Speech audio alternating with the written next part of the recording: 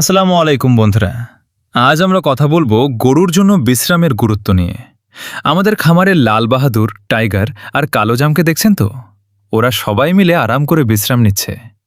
অনেকেই মনে করেন শুধু ভালো খাবার দিলেই গরু দ্রুত মোটা তাজা হয়, কিন্তু আসল রহস্যের একটি হলো পর্যাপ্ত বিশ্রাম।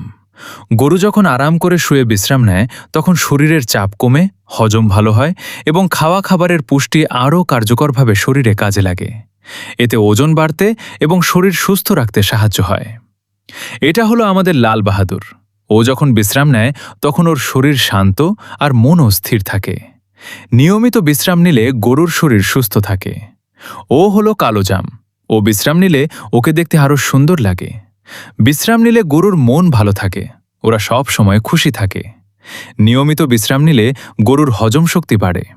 তাই শুধু বেশি খাবার দিলেই হবে না, পরিষ্কার পরিচ্ছন্ন পরিবেশ, পর্যাপ্ত পানি এবং নিরিবিলি বিশ্রামের ব্যবস্থাও খুব গুরুত্বপূর্ণ। ভিডিওটি ভালো লাগলে অবশ্যই লাইক দিন, চ্যানেলটি সাবস্ক্রাইব করুন।